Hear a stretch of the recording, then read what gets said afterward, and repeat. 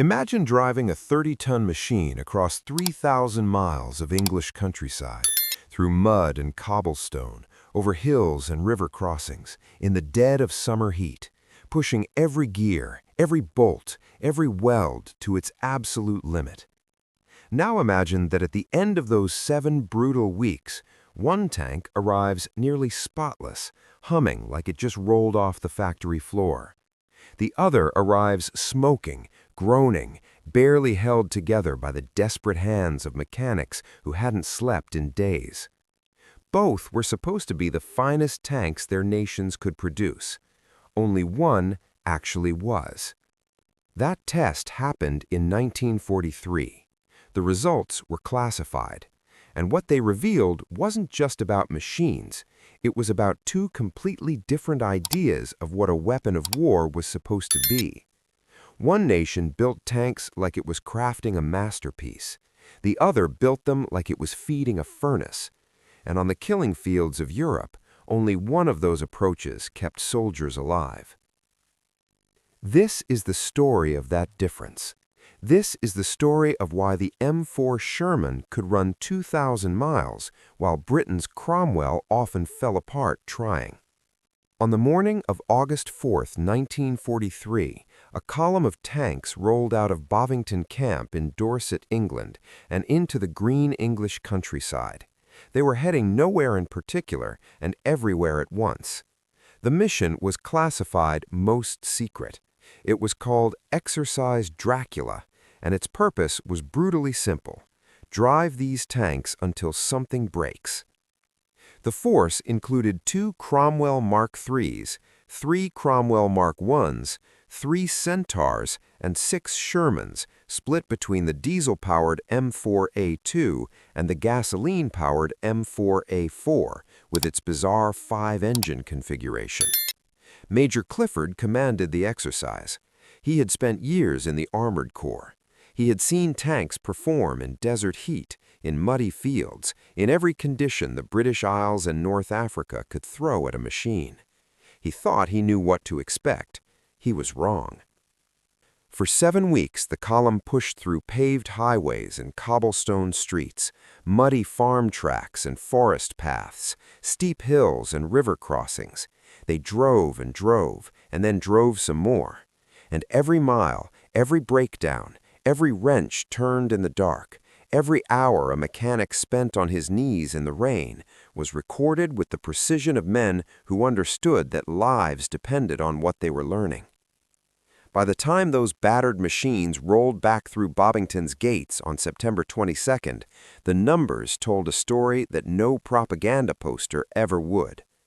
The 6 Shermans had covered 13,986 miles combined. In doing so, they accumulated 199 defects and required 420 hours of maintenance. Do the math, and that comes out to 0.03 maintenance hours per mile driven. 0.03 of an hour. The time it takes to make a cup of tea. That was all it cost to keep a Sherman moving through 1 mile of English countryside at its most demanding. The Cromwells had covered 11,582 miles and accumulated 367 defects, requiring 814 hours of repair. That works out to 0.07 hours per mile, more than double the Sherman's requirement. More than double. And these were British tanks being tested in Britain, on British roads, maintained by British mechanics who knew every quirk, every flaw, every peculiarity of the machines they were working on.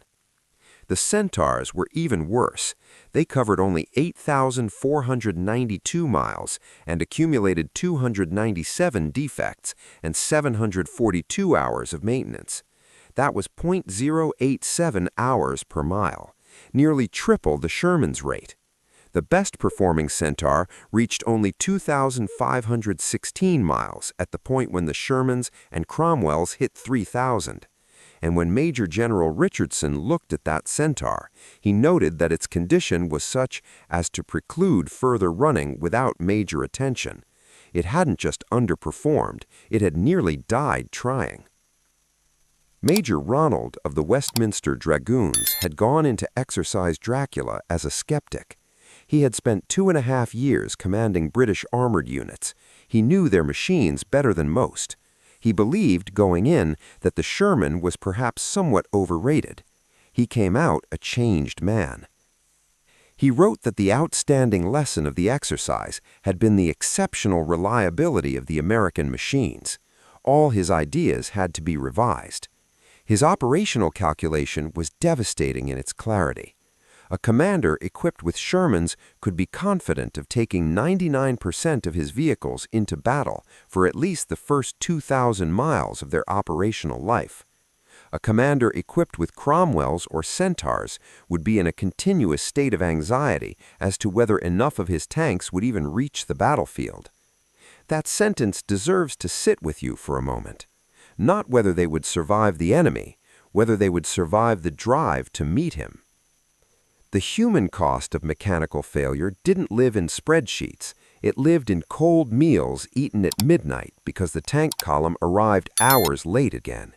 It lived in mechanics working through the night in the rain, burning their hands on scalding hot components because the Cromwell's brake adjusters required physical contact with metal that had been running for hours.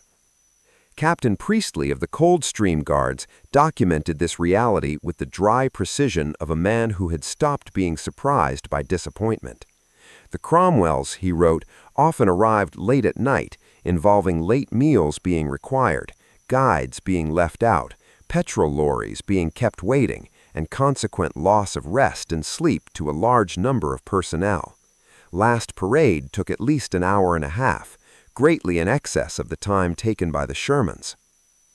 And of the M4A2 he wrote something almost poetic in its contrast. These tanks were no bother from an administrative angle. They often arrived before even the Cromwells. They never required refilling en route. Their last parade was short, and their crews always received their hot evening meal at the correct time. A full night's rest was had by all.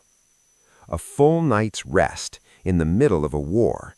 That might sound like a small thing until you understand what sleep deprivation does to men who are going to be sitting inside 30 tons of metal the next morning, trying to survive against an enemy who is actively trying to kill them. To understand why the M4 Sherman could do what the Cromwell could not, you have to go back further than 1943. You have to go back to Detroit in 1913 and a man named Henry Ford. When Ford introduced the moving assembly line at his Highland Park plant, he didn't just change how cars were made, he changed how Americans thought about making things. The idea was almost radical in its simplicity. Break every task down into its smallest possible component.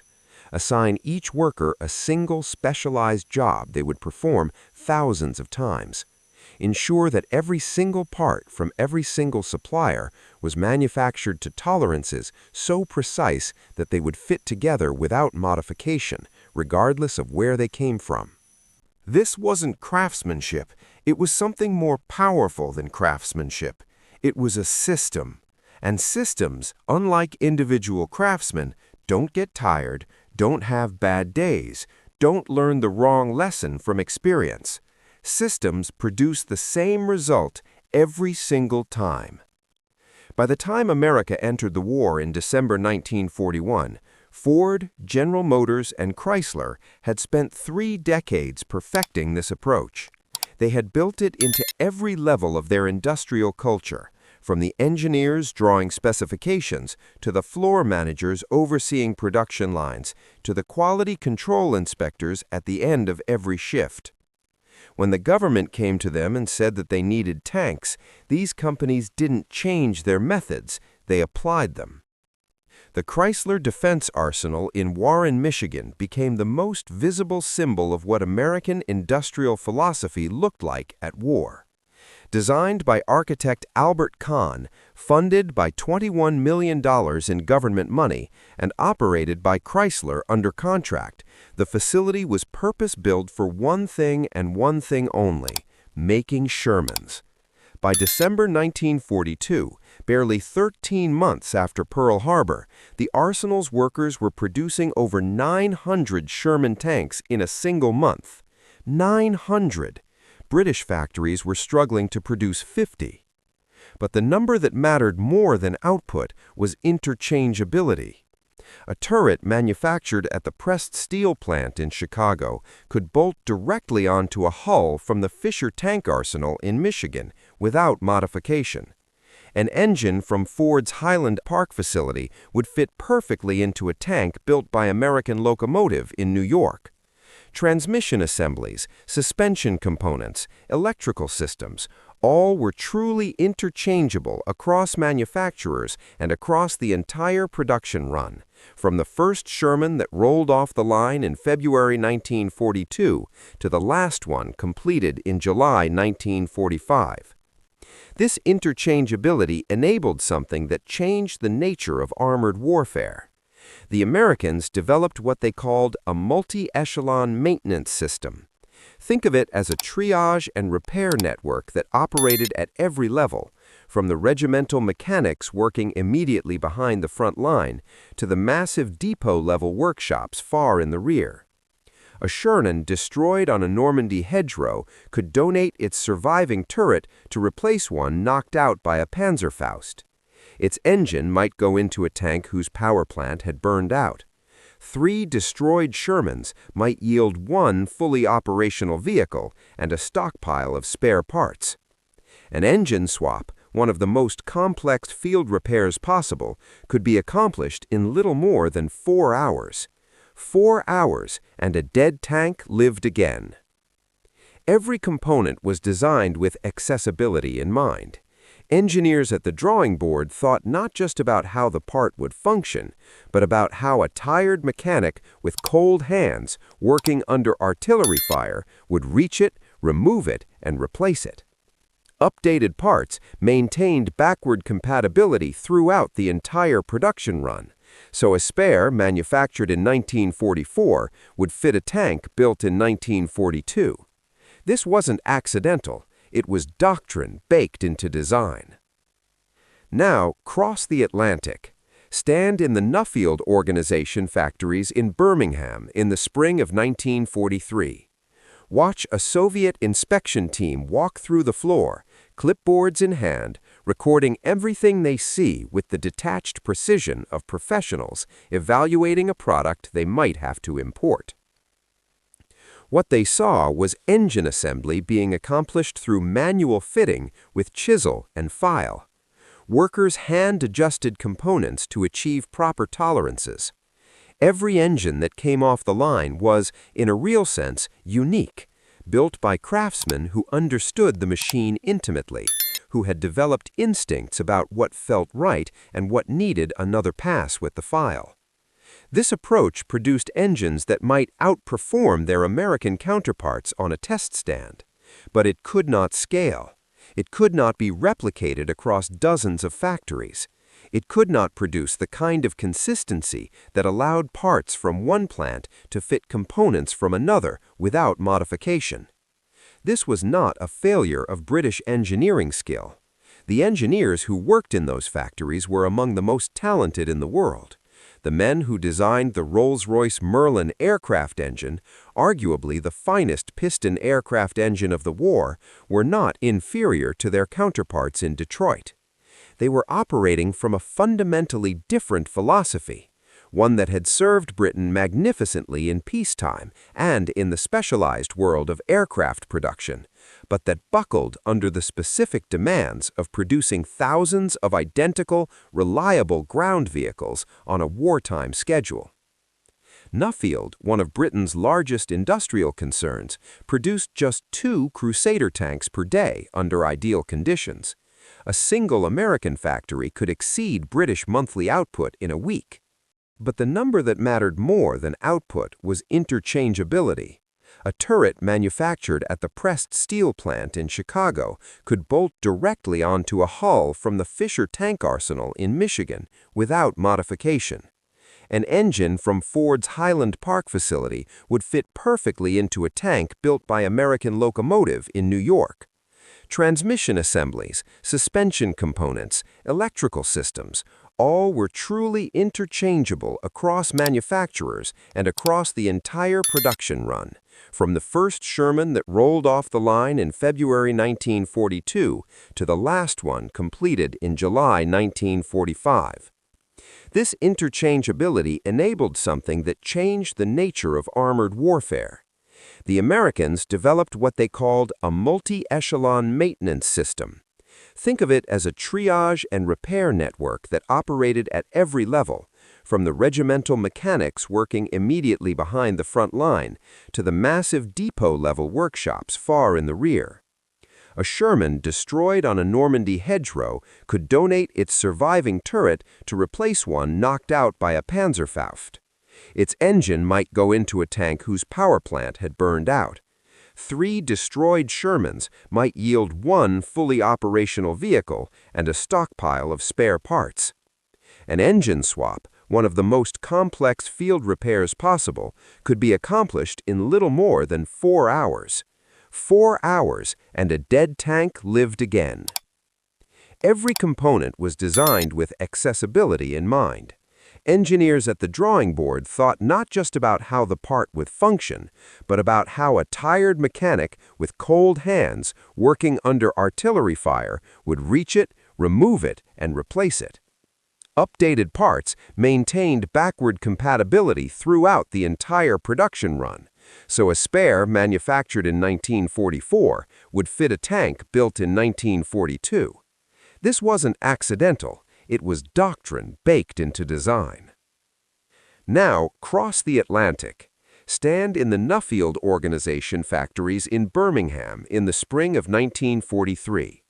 Watch a Soviet inspection team walk through the floor, clipboards in hand, recording everything they see with the detached precision of professionals evaluating a product they might have to import.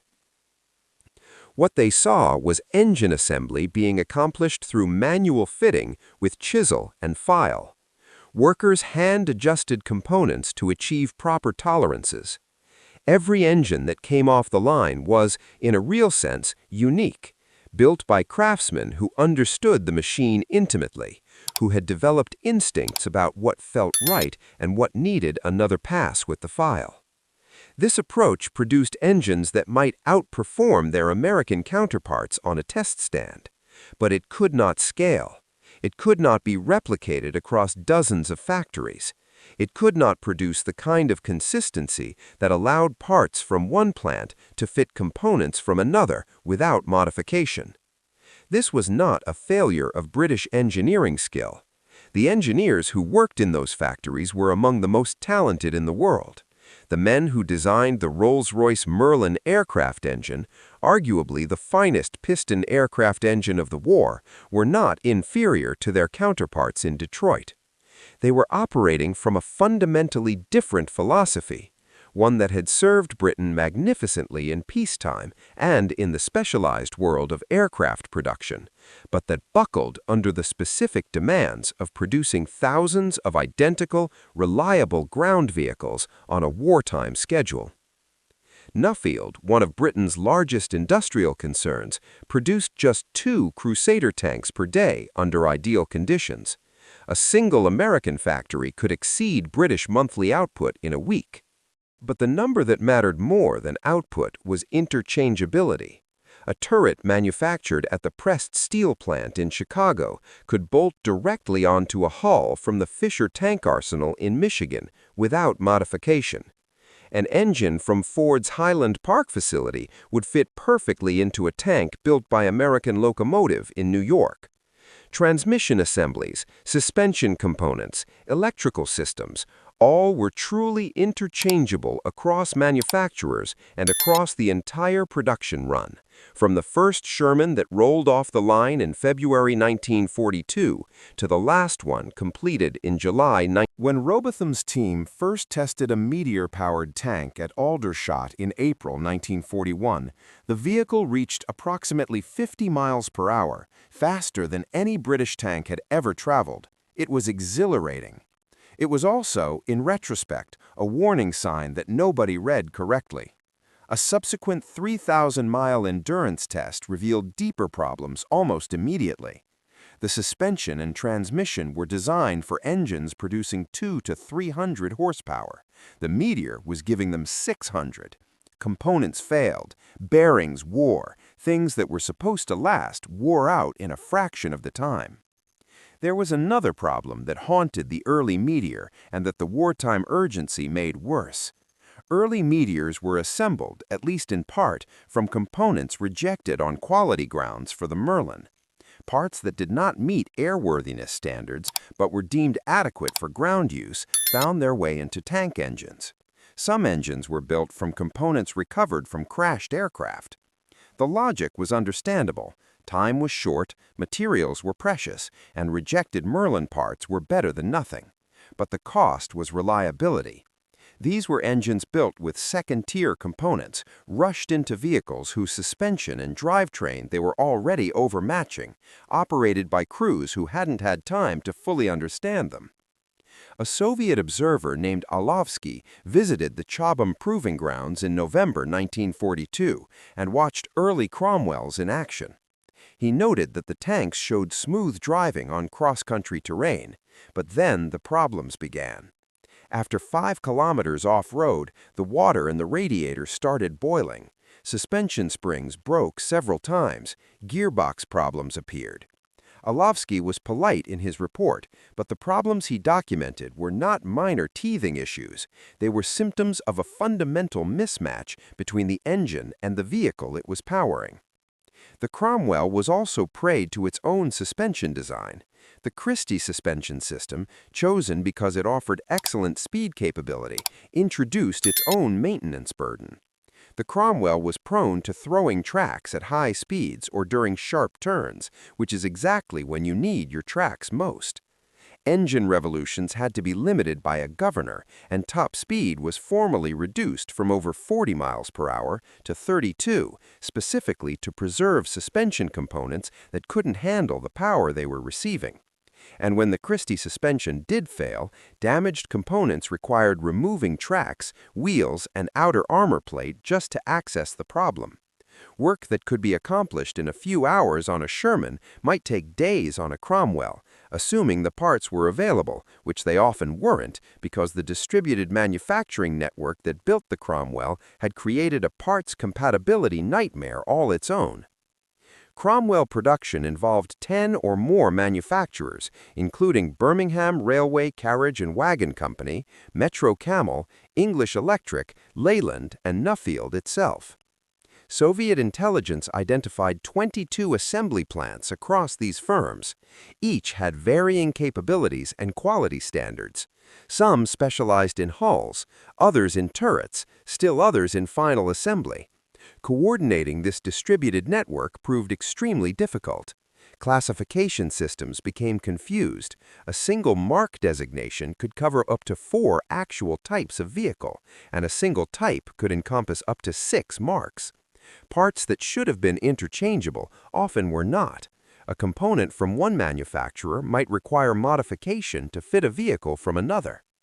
Total A-27 family production reached approximately 4,016 tanks, including both Cromwells and Centaurs. That was less than what the Chrysler Defense Arsenal produced in 5 months of peak output, less than 5 months of one American factory. The gunnery trials at Lulworth during Exercise Dracula delivered perhaps the most embarrassing data point of all. Only one tank of British manufacture was able to fire its guns without prior gunfitter attention. Something had gone wrong with sights, with firing mechanisms, with turret traverse systems on virtually every Cromwell and Centaur tested. All Shermans merely adjusted their sights, drove up, and fired all guns without a single hitch. After 2,000 miles of punishing driving across every surface England offered, their fire control system still worked perfectly. The officer in charge of cruiser tank records noted something else, something that sounds almost absurd until you realize it was happening to men who might have to fight the next morning. When the vehicles were hot, medical attention was usually necessary for burnt arms, hands, and necks. The Cromwell and Centaur's brake adjusters required physical contact with scalding hot metal. This was not an isolated incident. This was a recurring feature of operating these machines. A letter found in the same archival file, dated October 15, 1943, from Alec Richardson, posted to Washington with the British tank mission, was perhaps the most damning document of all. Richardson wrote with the bluntness of a man who had run out of diplomatic language. These tanks had made Britain a laughingstock. The Cromwell had had a variety of troubles. The Rolls-Royce representative accompanying the tanks was most unhappy and wanted them withdrawn as soon as possible. Richardson strongly advised that Britain send out no more tanks until they were reliable. Britain was undoubtedly, he wrote, the world's worst salesman. That letter was classified because it was true. The Sherman's own engine situation was more complicated than the clean official narrative suggests, and it's worth understanding that complexity because it actually reinforces rather than undermining the broader point about American industrial philosophy. Rather than wait for a single ideal power plant, United States Army Ordnance deliberately pursued 4 different engines simultaneously. The logic was industrial rather than engineering. By spreading development across multiple options, they prevented any single engine's failure or production bottleneck from halting Sherman output entirely. The approach reflected the same systems-level thinking that characterized everything about American wartime production. The Continental R975 radio was the original Sherman engine, a 9-cylinder air-cooled aircraft derivative producing 350 to 400 horsepower. It was actually the least reliable of the 4 American options. British experience with this engine in North Africa showed engine life of only 700 to 900 miles before requiring inspection. By the Sherman's own standards, this was inadequate. The Americans noted it, and fixed it. The Ford V8 GA engine was the standout performer.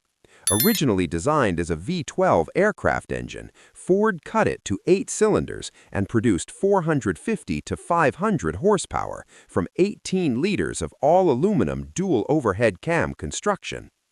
In critical 1943 to 1944 comparative trials, MA4A3s with Ford engines dramatically outpaced every other variant.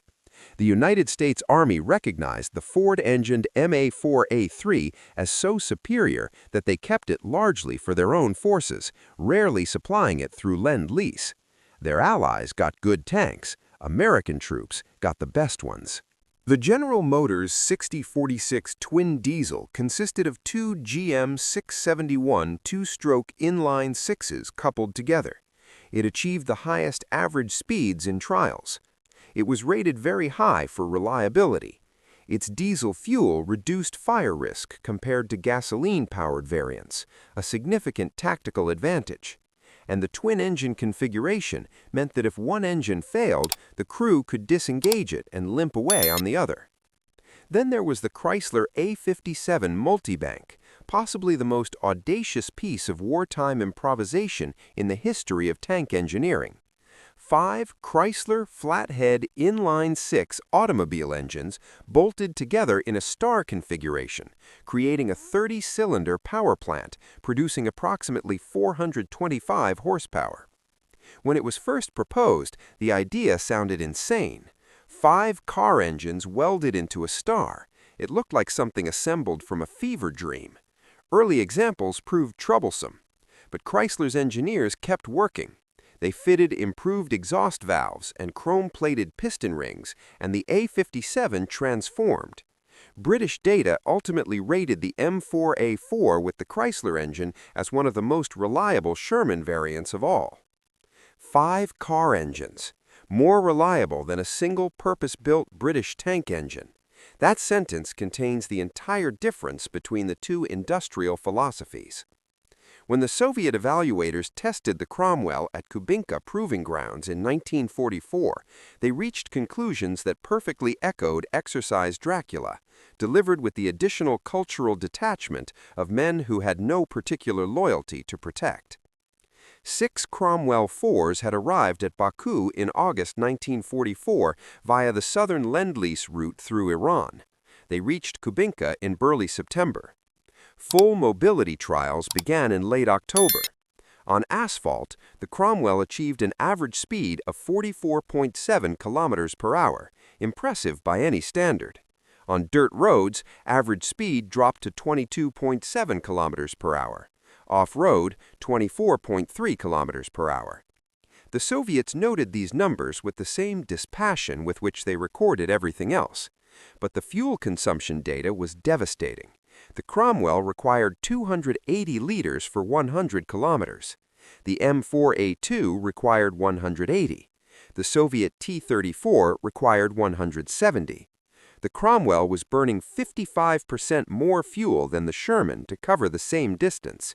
In a war where logistics determined outcomes as surely as firepower, this was not a detail. This was a strategic liability. The Soviet evaluators did not stop there. They wrote that it seemed the tank's designers knew nothing of the T-34 and its sloped armor plates. The Cromwell's hull and turret construction, with its riveted frame and massive protruding rivets, drew particular scorn. The turret was cramped compared to both Soviet and American designs. The tank did not behave as confidently as an M4A2 or a T-34 in difficult terrain. Its narrow tracks gave poor flotation in mud. Its high ground pressure caused it to sink where wider-tracked vehicles passed easily. The final verdict required no diplomatic softening. The Cromwell 4 could not be recommended for import. It was, the evaluators acknowledged, the best tank made in Great Britain at that time. The problem was that it was inferior to the American alternative. That sentence should have been stamped on every British procurement document of the war. By D-Day in June 1944, things had improved. The battle Cromwell specification issued by Leyland in February 1944 had addressed the worst mechanical defects. The 7th Armored Division, the famous Desert Rats who had fought from Alamein to Tunis, landed on Gold Beach on June 7th, equipped with Cromwells. They moved inland to begin the liberation of France. Their tank crews were experienced, tough, and professional. They deserved better machines than they got. Bill Bellamy served as a troop leader in the 8th Tings Royal Irish Hussars, the reconnaissance regiment of the 7th Armored Division. He landed on D+3 and was present when the Battle of Villers-Bocage revealed what the Cromwell's speed advantages were worth in the narrow lanes of Normandy. On June 13, 1944, SS Obersturmführer Michael Whitman and his Tiger tank destroyed much of the 4th County of London Yeomanry in the town of Villers-Bocage. Captain Pat Dias tried to stalk Whitman's Tiger from behind with his Cromwell. He positioned his tank, acquired the target, and fired. The rounds had no effect on the Tiger's heavy armor. Whitman destroyed his tank. The Cromwell's reverse speed was painfully slow, a critical weakness when trying to disengage from a Tiger in narrow streets where maneuver was impossible, and staying still meant dying. The Cromwell's 75mm gun was firing at the same rate as the Sherman, but at armor it fundamentally could not penetrate from most angles. The speed that was supposed to be its defining advantage meant nothing in a bocage lane 10 feet wide, and the reliability improvements that the battle specification had introduced could not survive an 88mm round.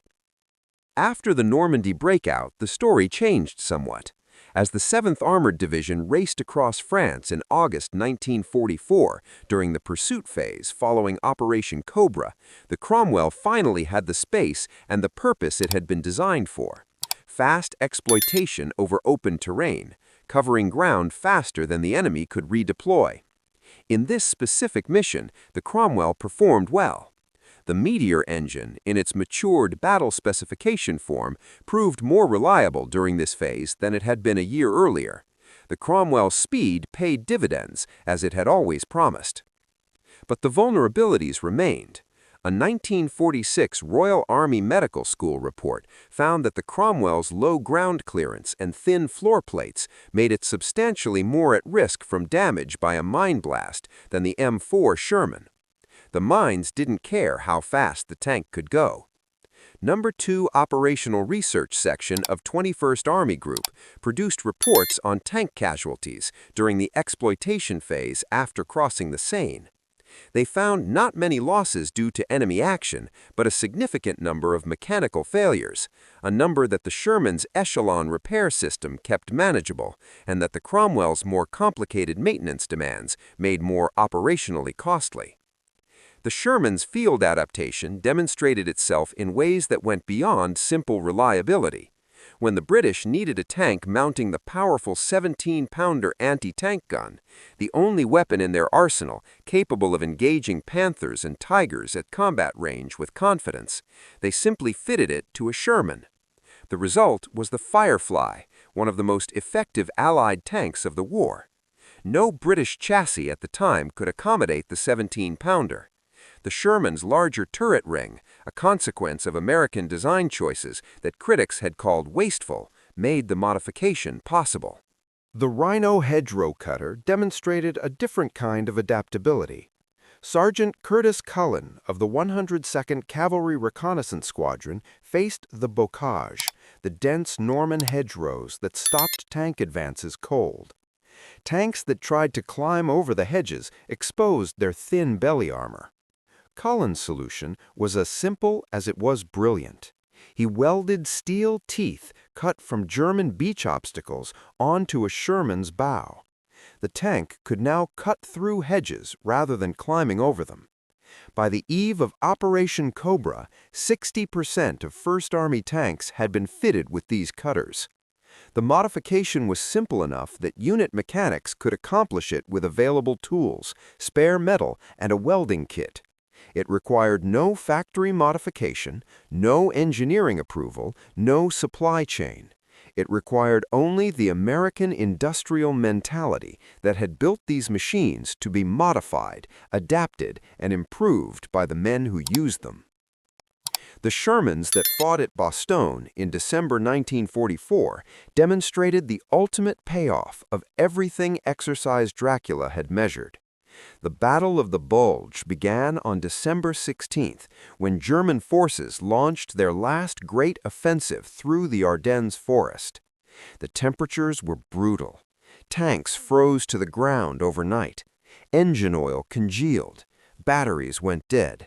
The ground was iron-hard mud that stopped vehicles that hadn't already been stopped by enemy fire. Between December 19th and 20th, the 4th Armored Division executed a 161-mile road march in 15 to 19 hours under total blackout conditions, pivoting from its advance toward Germany to race toward Bastogne. They did this after 5 months of continuous combat. They did it without maps accurate enough for the route they were traveling. They did it in the dark. And they did it without mass breakdowns. Brigadier General Albin Ierzik, commander of the 8th Tank Battalion, recalled that they had traveled 161 miles over roads that were sometimes bad, without maps, and without confusion. Without confusion. That small phrase contains a world. It means that when a tank broke down, it was repaired quickly. When a part failed, there was another part available. When a mechanic had to work in the frozen dark, he knew exactly what he was doing because the machine had been designed so that he would. The Sherman's standardized parts and echelon repair system kept units fighting in conditions that reduced German heavy tanks to expensive roadblocks. The M4A3E2, the assault Sherman known as Cobra King, led the column that reached Bastogne on December 26th. The tank had actually been knocked out in November 1944, repaired, and returned to service. That return to service was itself the story. First Lieutenant Charles Perry Bogus, Jr. commanded it that day. He had been a pre-war undertaker in Illinois before entering service in 1942. Private Hubert Smith drove. Private Harold Huffner manned the bow gun. Corporal Milton Dickman served as gunner. Private James Murphy loaded ammunition. Company C attacked with just 9 tanks at approximately 3:15 in the afternoon, supported by over 2,000 artillery shells. Boggess later described going through fast, all guns firing straight up the road, punching through before the Germans had time to set. Dickman used the 75mm gun like it was a machine gun. Murphy threw shells in fast enough that they fired 21 rounds in a few minutes. Contact with the besieged troops of the 101st Airborne was made at 4:50 when Lieutenant Dwayne Webster of the 326th Airborne Engineers approached the tank and told them that they were mighty glad to see the relief force. The Sherman had driven 161 miles through the winter Ardennes, and it was still fighting. German heavy tanks could not match this operational endurance, even when fuel was available. The Tiger's complex interleaved road wheels were maintenance nightmares that required removing multiple wheels to reach damaged inner ones, a process that could take an entire day. The Panther's final drive failed with depressing regularity, a fundamental design flaw that German engineers never fully resolved under wartime production pressures. German tank recovery vehicles were constantly busy, while American units pressed forward. Armored Thunderbolt author Steven Zaloga assessed that the Ardennes was the Sherman's shining moment of the war, not for its armor or its gun, both of which were outmatched by what the Germans had, but for the simple, irreplaceable quality of being operational when it needed to be. In the Pacific, the story was told in volcanic ash and jungle mud rather than frozen forest. The 5th Tank Battalion's Special Action Report for the Iwo Jima operation noted that approximately 150 Shermans deployed across the 3rd, 4th, and 5th Marine Tank Forces of the war. On the day after the landing, the 5th Tank Battalion had 31 of 50 tanks operational after a day of fighting across volcanic terrain that bogged machines, through tracks, and exposed them to mines and satchel charges. 31 of 50. 62% operational after the first day of the most hellish beach assault in Marine Corps history. The Cromwell never achieved those numbers in England during a test exercise designed to be less lethal than combat. At Peleliu in September 1944, the 1st Tank Battalion of the 1st Marine Division demonstrated what Sherman recoverability looked like at its most extreme. 45 of 46 tanks were knocked out at some point during the battle, the overwhelming majority of the entire tank force. Only 9 were permanently lost. That was an 80% recovery and return to service rate on a coral island in the Pacific under enemy fire with the kind of tropical heat that breaks mechanical things even when nobody is shooting at them. Colonel Dmitry Loza commanded M4A2 Shermans in the Soviet Red Army from Ukraine to Manchuria and earned the title Hero of the Soviet Union for his actions. His memoir gives a perspective uncomplicated by any need to favor either the American or British position, the view of a man who used these machines to fight and survive. Loza praised the Sherman's durability during the deep penetration operations that defined Soviet armored doctrine. A tank that broke down on the approach march was worse than useless. The Sherman started in the bitter Russian cold. It ran through the summer dust. It climbed the Carpathian passes. It kept going when nothing else could. He noted one feature that the T-34 entirely lacked: an auxiliary power unit that kept batteries charged without running the main engine. Soviet tankers on the T-34 had to periodically run their diesel engines just to keep the batteries from dying. Sherman crews could run their radios and heaters while the main engine sat cold. In a Russian winter, that wasn't a convenience, it was survival. After Germany's defeat, Loza's unit redeployed to the Far East for the invasion of Manchuria in August 1945. They crossed difficult terrain in heat and dust, 8,000 miles from where they had started. The Shermans made it. What was it, ultimately, that the Sherman was and the Cromwell was not? The answer isn't in any single component or any single design decision. It was in the philosophy that preceded every design decision. American engineers at every level of Sherman development were thinking about what happened after the factory gate. They were thinking about the maintenance sergeant at 2 in the morning trying to get his tank ready for the attack that was scheduled for dawn. They were thinking about the supply officer trying to move parts across 3 countries to reach a unit that needed them yesterday. They were thinking about the crew commander who needed to know that his tank would start when the order came. British engineers were thinking about the machine, about what it could do at its best, about the performance envelope it could achieve when everything was working perfectly. They produced machines of genuine excellence. The Meteor engine, in its final form as it powered the Centurion tank through Korea and the Cold War, became one of the most successful tank engines ever built. Duncan Sandys, British Minister of Supply, said in 1963 that he regarded the adoption of the Meteor tank engine as the absolute turning point in the history of British tank development. He was right. But he said it in 1963, nearly 20 years after the war, when the rushed wartime compromises had been replaced by the patient development the engine had always deserved. The problem was never the Meteor itself. The problem was that an immature powertrain was put into combat before its development was complete, because the war couldn't wait, and British industrial philosophy had no systematic way to accelerate the maturation process. You couldn't put a craftsman's approach on a wartime timeline and expect it to produce the same results as a system that had been designed from the beginning to operate under pressure. The Sherman won the reliability war not because American engineers were smarter. They weren't. The men who designed the Cromwell and the Meteor were extraordinary. The problem was systemic. America had an industrial culture built over 30 years around producing identical, interchangeable, standardized things in enormous quantities.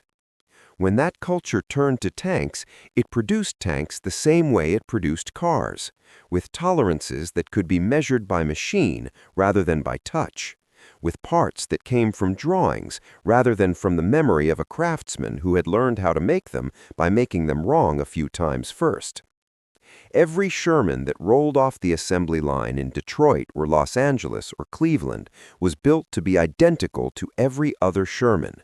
Every Cromwell that emerged from Birmingham or Coventry carried the individual character of the craftsman who had built it. In peacetime, the British approach produced magnificent machines. In total war, the American approach produced enough machines to bury the enemy in steel. When Major Clifford sat down to write his final report for Major General Richardson after Exercise Dracula, he chose his words with the precision of a man who understood exactly what was at stake. Of the Shermans, he wrote, there was little he could say. This type of tank seemed almost without reproach. Personally, he would be delighted to take a Sherman squadron to war. Of the Cromwells, his assessment was more guarded. This tank had the makings of a wonderful fighting machine, but he did not consider it to be out of the experimental stage yet. The makings of a wonderful fighting machine. That is perhaps the most accurate and most painful sentence ever written about the Cromwell. It had the makings. It never quite had the thing itself. The men who crewed these tanks deserved to be remembered for something beyond the machines they fought in. They went to war in vehicles that were never fully adequate to their task. Neither the Sherman nor the Cromwell could meet a Panther or a Tiger on equal terms. Both were vulnerable to German 88mm guns. Their crews knew this. They climbed in anyway every morning and drove toward the enemy. What the Sherman gave its crews was a specific kind of confidence that had nothing to do with firepower or armor. Confidence that the tank would start in the morning. Confidence that they would reach the battlefield. Confidence that if something broke, it could be fixed. confidence that their machine was not one of the variables they had to worry about in a situation that already had too many variables to count. The Cromwell gave its crews speed and agility and a beautiful engine that sounded like a Spitfire when it ran right. It gave them one of the fastest tanks in the world, and it gave them uncertainty. Would this be the day the engine seized? Would the track throw on the next sharp turn? Would the steering hold on the downhill approach? Would the brakes respond when they needed them to? Would the tank arrive? In the end, the Sherman's greatest weapon was not its gun, which was adequate but not exceptional. It was not its armor, which was sufficient but not superior. It was not its speed, which was good but not outstanding. Its greatest weapon was its presence, the ability to be there, the ability to start and move and fight and break and be repaired and start again. Mile after mile, battle after battle, campaign after campaign, from the sands of Alamein to the frozen forests of the Ardennes to the volcanic ash of Iwo Jima. The Cromwell was faster. The Sherman was there. And in a war that was ultimately decided not by the quality of individual machines, but by the relentless, grinding, unstoppable weight of an industrial system that could produce enough of them to absorb every loss and keep coming, being there was everything.